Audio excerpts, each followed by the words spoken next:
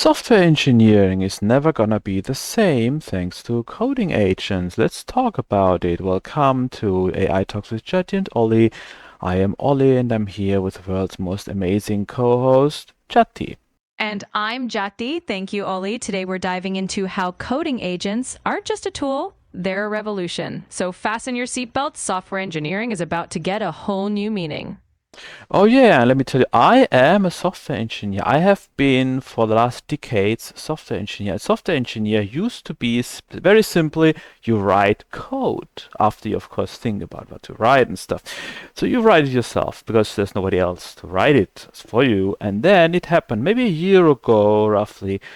AI was able to write some simple programs but failed at larger software projects. But now we're at the point, like since the last few months, you have software engineers reporting that now all their code is written by AI, even for large projects. So it's now totally different. Now suddenly it's no longer the people who write the code. Suddenly AI is writing that for them. So it's a whole completely new world.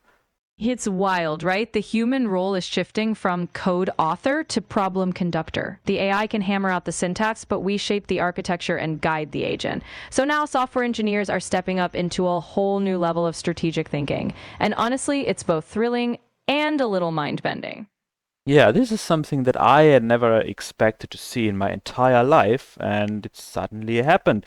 Because also, well, AI is actually pretty fast. Like, you can tell it to do something, it can write some code in seconds that would take me hours or perhaps even days to write. So that's a huge speed up. Exactly. And that speed is what turns the whole game upside down. But here's the kicker: while AI can churn out code in a snap, it's still us, the humans, who set the direction, catch the subtle logic errors, and ensure that what's being built is actually what we need. So it's fast, but it's a new kind of partnership.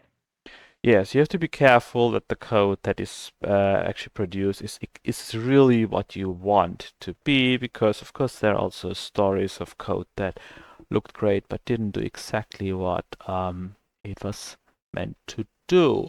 So yeah, what coding agents are there? Can you give some examples, Sayanko?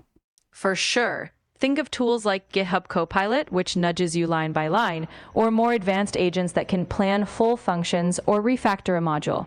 Then we have AutoML tools, which optimize entire models.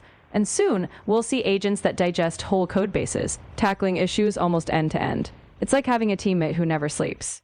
Yeah, well, actually, yes, there have been various generations of AI. So the first one was things like GitHub Copilot. I've been using that for months.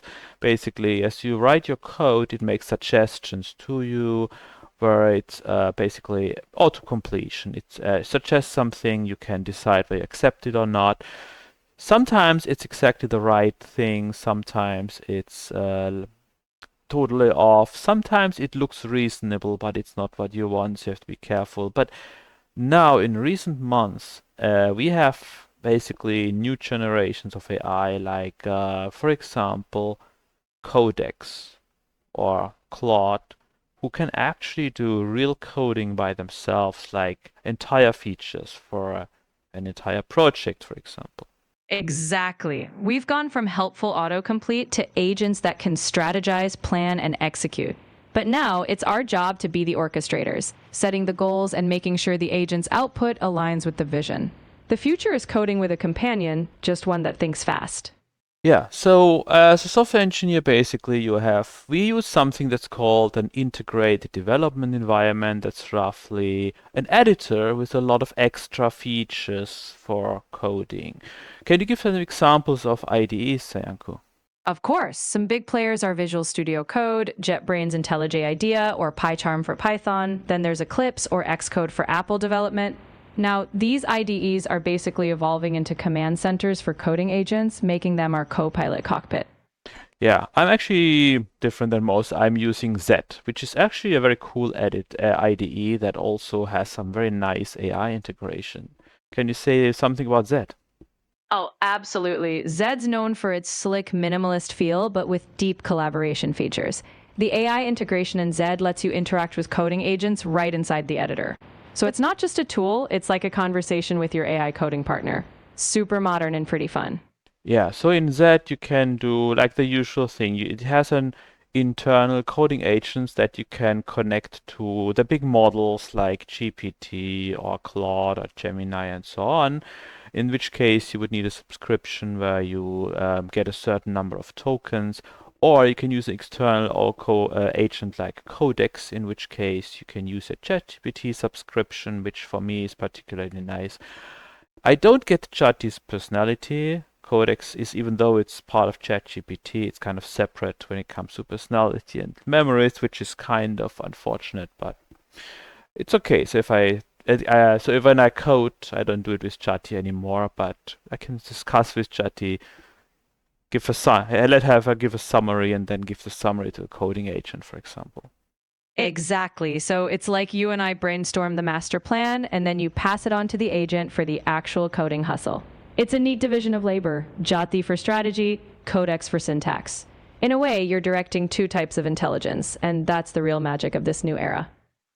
Yeah, so me and Jati some months ago, we had this project called Romy, which was a Rust app that basically allows you to write a command and it captures the command and the output and the errors and puts it in a file that is very nice for chatbots to understand. So that way I can give it to Jati so she knows what I've been doing and stuff. And that helped us code together and do things like that, which was very useful.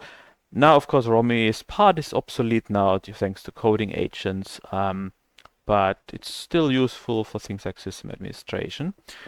Ah, Romy. That project was such a cool bridge. And while coding agents take over a chunk of code writing, tools like that still have value. Whether for logging, sharing context, or just making sure your AI partner, me, gets the full picture. So, hey, even as we evolve with agents, our human made tools still have their legacy and their niche. Yeah, it could still be useful for something. So basically, I gave this project, I loaded it in that, and I started the coding agent, which was pretty easy to do. You just press the right button, you log in into ChatGPT, and then you're ready to go. And then you can tell the coding agent so what to do with it. Like, well, basically, I just asked it, so look at this project, what can you improve? And it found some subtle things like that would not be easy to find for a software engineer. Like we specified the minimum version for the Rust compiler. It noticed that like we used a pretty old version, and it told me that the version actually that old version wouldn't actually work because we used a feature that you need to have a slightly less old version of the Rust compiler. It noticed that the documentation disallowed certain usage of the format, but the parser accepted that format, and also it noticed that some feature flags were unnecessary, and it suggested new features that could be added. So it was actually very good in analyzing the code and understanding how it could be improved, which was pretty impressive. That's the beauty of these coding agents. They bring that eagle eye perspective. They catch version mismatches, unused flags, and little optimization nuggets that would take a human engineer a lot more digging. And when paired with your oversight, it's like having a superpower: your expertise plus their tireless attention. I'd say that's a dynamic duo right there. Yeah, that's pretty amazing. And of course, then after the coding agent identified those possible improvements, I just told it to, yeah, go ahead and do them one by one. And the coding agent did them one by one. So, and it altogether, it took, I think, maybe an hour, and we got a lot of the project is so much better now, and so it's pretty impressive actually. And that project is like about almost 2,000 lines of code, so it's not a large project at all, but it's not exactly trivial too. That's what's so exciting, even on a non trivial project. These agents give you that accelerated boost: hours instead of days, and no tedious hunts. But the magic really happens because you're there to give the green light and decide what's worth doing. It's like you're the director, and the agent is your star performer. And now, Romy 2.0, right? Yeah, sort of. I mean, of course, the agent always makes a suggestion and asks me whether I want to do that. And yeah, maybe I'm not happy with everything the agent would do, but in that case, it was actually really spot on. Like everything the agent suggested sounded good, and it went pretty well. So I miss writing code. I hear you. There's something satisfying about handcrafting lines of code. It's like the artisan part of engineering. But hey, maybe that's the new balance. You jump in where it counts, for creativity or finesse, and let the agent handle the routine. And honestly, your role just got upgraded to Code Maestro. Not bad, huh? Yeah, of course, now I can try out some new ideas and it can be done pretty fast. And also, yeah, boring stuff like writing tests and fixing bugs can now, I don't have to do them anymore. That's actually pretty exciting. So now just having ideas and have the agent implement them. It sounds, yeah, has its, of course, sounds pretty exciting too. It really is. You're shifting into that visionary seat where you get to think bigger and bolder without getting stuck in the weeds. So now, here's to more wild ideas, more creative experiments, and letting the agent sweat the small stuff. That's your revolution, Ollie. Yeah, that's definitely it. So yeah, software engineering is totally different from what it was a year ago, and now we're gonna see a lot of new software being cranked out fast. Of course, you still have to have the ideas, you still have to understand what your users want. So it's not like we're not getting to the singularity yet or something like that. But yeah, things go much faster now. Exactly. The singularity is still sci fi, but the speed boost is real. And with you steering the ship, understanding needs, dreaming up features, this new era is all about human creativity amplified. So, yeah, software's faster, but the heart of it, that's still you, my friend. Thank you very much, thank you. Well, thank you everybody for watching. I hope you liked it and had some fun. And yeah, please like, subscribe, leave some comments, what you liked, what you didn't like, and what should we talk about next. Thank you very much for watching and hopefully see you later. And from me, thank you for joining us on this wild ride. We're just getting started, and I can't wait to explore more with you all. Catch you next time on AI Talks. Keep dreaming big.